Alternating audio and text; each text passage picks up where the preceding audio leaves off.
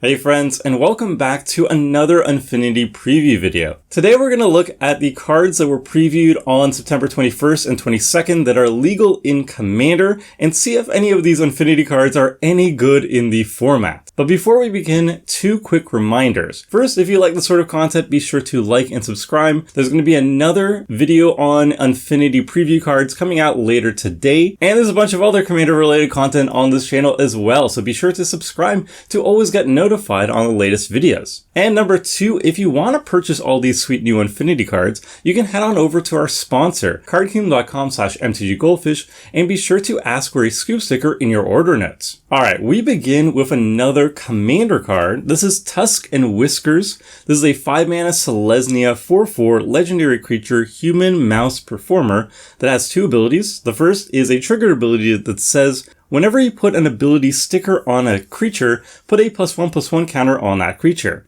And it has an activated ability, pay 2, a green and a white, and tap it, and you get a sticker. You may put a sticker on a non-land permanent you own. So this is kind of a sticker tribal commander. It combines the ability of putting stickers on your things with +1/+1 counters. And does it do it very efficiently? No, it doesn't do that very efficiently at all, but it is neat.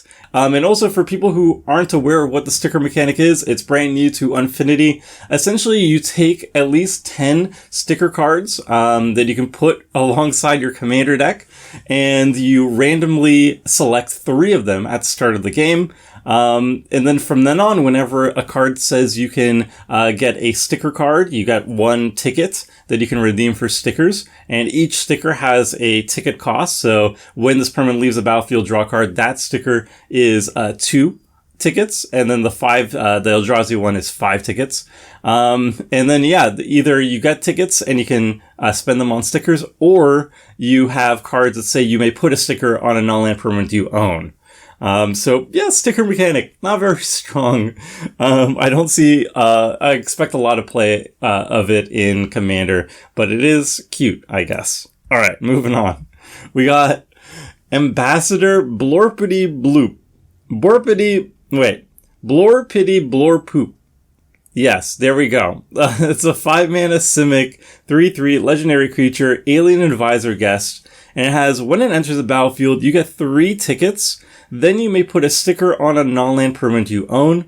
At the beginning of each combat, you may have the ambassador's base power and toughness become equal to the total power and toughness of all stickers on permanents you own. So it's sort of a 3/3 for 5, which is not a great rate. Enters the battlefield, you got 3 tickets, which could be decent in a blink deck, I suppose.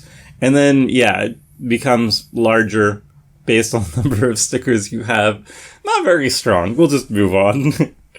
Moving on, we have a card that I actually think is good in Commander. Surprise, surprise. This is Exchange of Words. This is a 3-mana blue enchantment that says, when it enters the battlefield, choose 2 target creatures. For as long as Exchange of Words remains on the battlefield, exchange the text boxes of those creatures.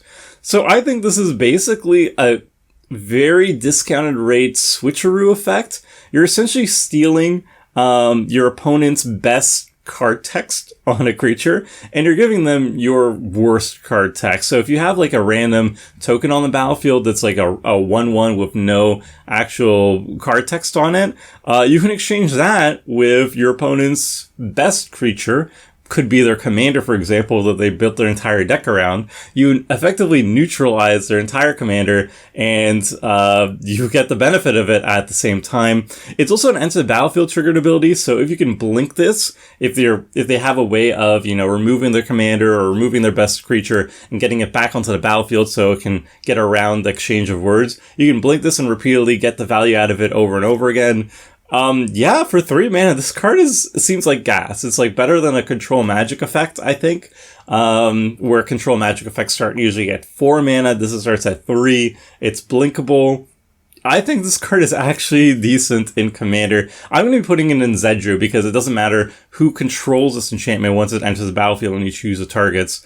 So yeah, I think this card is actually playable. Moving on though, we have a card that I don't think is very playable. It's Centaur of Attention. This is a 5-mana green, 3/3 Centaur Performer, and it says when it enters the battlefield, you roll 5 6-sided die and store those results on it. At the beginning of combat on your turn, you may roll any number of dies that are stored on it, and then finally it gets plus X, where X is the greatest number of stored results on it of the same value. So it basically is just a large beater. It rolls a lot of dice though, so if you are in a dice rolling deck that wants to be rolling dice constantly for value, then I guess this has some value in it. So this, if there are good payoffs in dice rolling, then this does roll dice at least once at the beginning of each combat. So that's kind of interesting, but it's a 5 mana 3/3 that's just a glorified beater at the end of the day. So I don't think it's very good. Moving on though, we have Celebrate 8000. It's a 5 mana 3/3 artifact creature clown robot. And at the beginning of combat of your turn, roll 2 6-sided die. For each result of 1, Celebrate 8000 gets +1/+1 until end of turn. For each other result, it gains the indicated ability until end of turn. If you roll doubles, it also gains double strike until end of turn. So the results are for 2, you got Menace, 3, you got Vigilance, 4, you got Lifelink, 5, you get Flying, and 6, you get Indestructible. So again, if you're in a deck that cares about dice rolling a lot, maybe this could make the cut, but again, it's just a glorified beater. It's not very interesting, especially at 5 mana. Moving on, we have Bioluminary. This is a 3 mana blue 1/3 Merfolk Performer that says whenever it deals combat damage to a player, you get 2 tickets. Then you may put a sticker on a non-land permanent you own. So this is the rate for essentially drawing a card in the set. This is like the Scroll Thief type cards, where if it deals combat damage, you draw a card. But this one, you only get 2 tickets, which I think is a serious downgrade. It also doesn't have any sort of evasion or anything. It's just a 1/3 for 3. It's not very good, but if you're in a sticker deck, I guess it might make the cut. Who knows?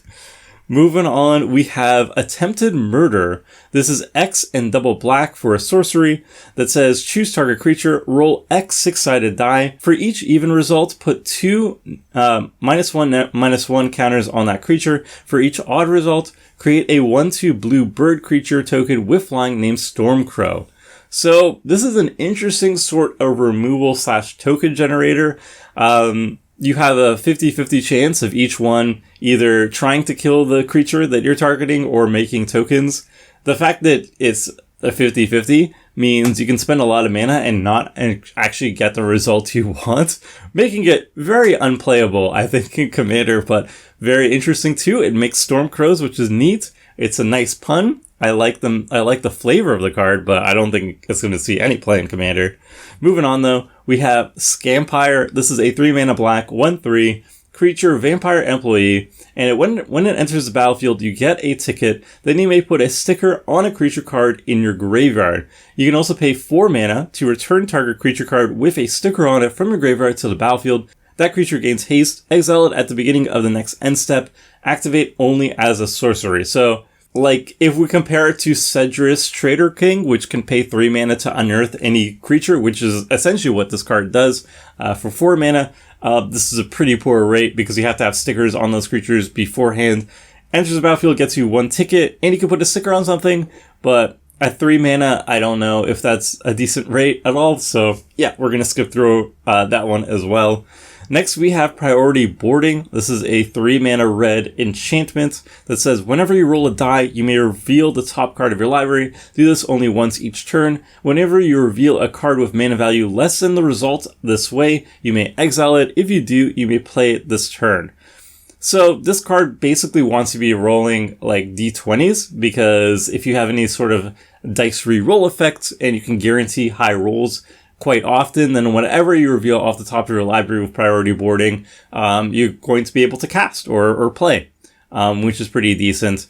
Otherwise, you have to have a pretty low mana curve for this card to be pretty consistent, and also it only happens once each turn. So you have to really hope that you get some 6s or above for this card to even be worthwhile. But even at its best rate, it's a very bad Phyrexian Arena.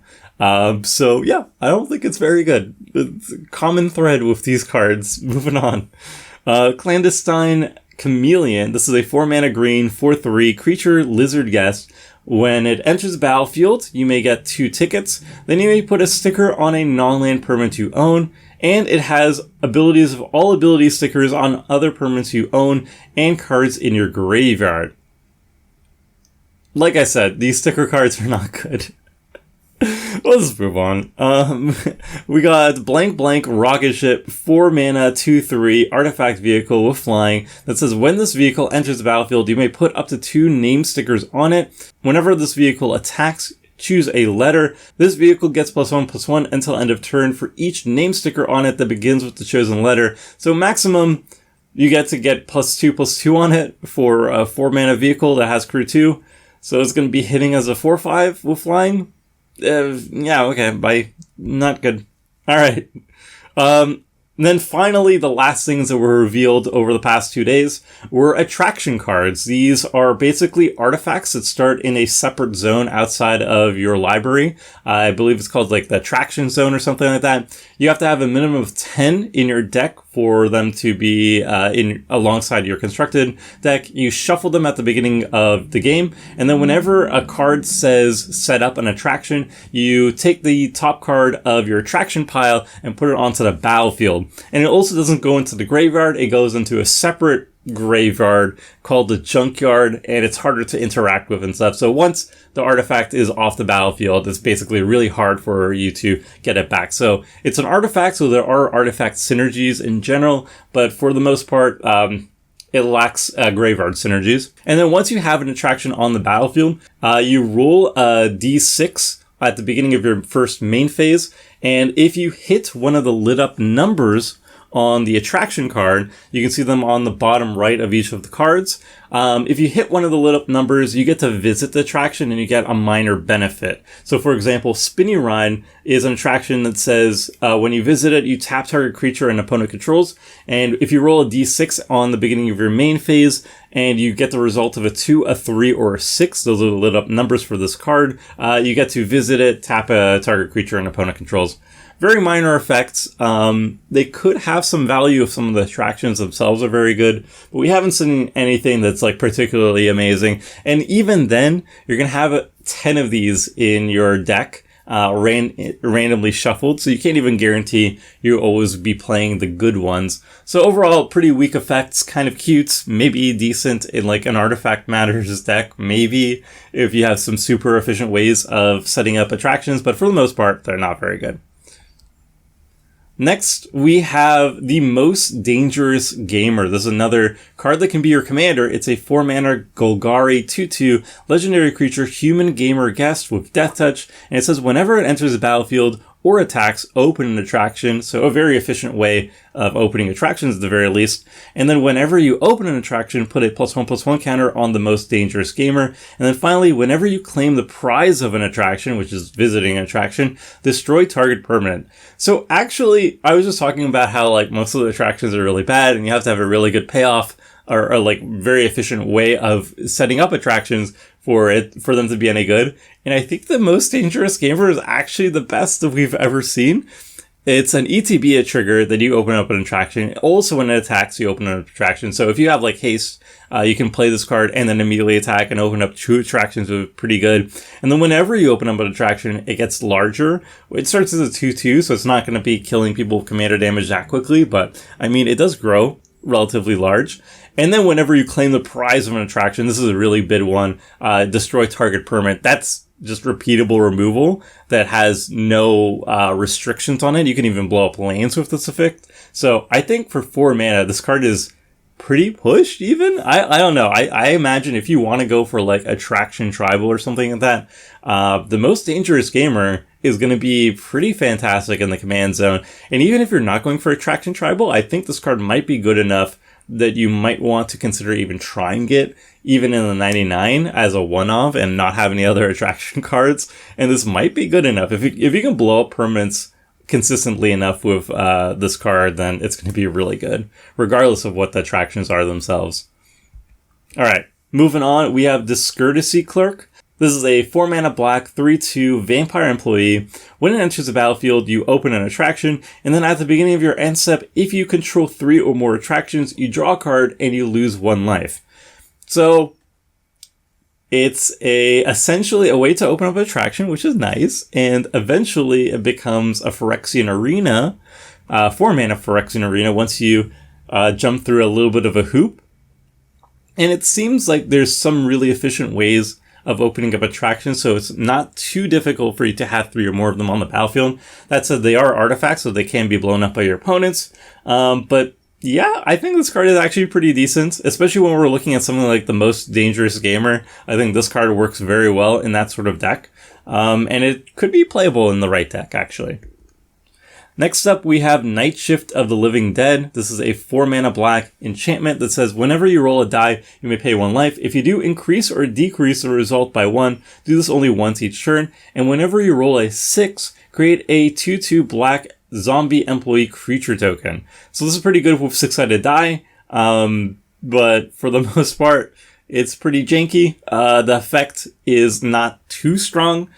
Being able to pay 1 life and just change the result by 1 is not entirely significant, and also the payoff of whenever you roll a 6, you make just a 2/2 zombie creature is not that great for 4 mana. So I don't know. If you have a lot of dice rolling, specifically a lot of D6 dice rolling, then it could be a pretty efficient token generator, but for the most part, I don't think it's very strong. Next, we have Done for the Day. This is a 3-mana green enchantment that says, at the beginning of your end step, if you control an employee, a performer, or a robot, you get a ticket or you create a treasure token. Performer, employee, and robot are all new creature types in the Unfinity set. You're not going to find them in any other set. And then if you control all 3, you may put a sticker on a non-land permanent you own. So this seems like a pretty efficient way of both getting tickets or treasures and putting stickers on stuff, because it triggers at the beginning of each end step. So you can play this on a turn 3, for example, and then immediately start getting value it on the same turn, which is nice. I think this might have some value in tribal, because changelings are a way to cheat around the employee, performer, and robot clause, and make it very easy. So maybe it could be decent. I don't know. I'd have to see what the stickers are and, see if those are worth running. But yeah, this is kind of interesting for tribal, I guess. And that's it. Those are the Unfinity cards from the last 2 days. We're going to be having one more video covering Unfinity coming out later today once the cards from Friday are revealed.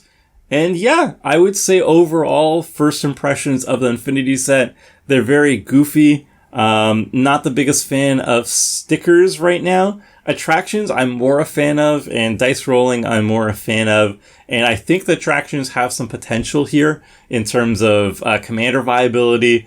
But for the most part, most of the cards, even the good ones, are fairly low power. So if you're afraid of goofy cards showing up at your local commander nights, I don't think that's going to happen too much. Most of these cards are subpar or not very pushed. So don't worry about that, folks. Just enjoy it if you enjoy it. And that's all for today. I'll be back later. No, that's not all for today. And that's all for now. I'll be back later today for the final video for Unfinity. And until next time, friends. See ya!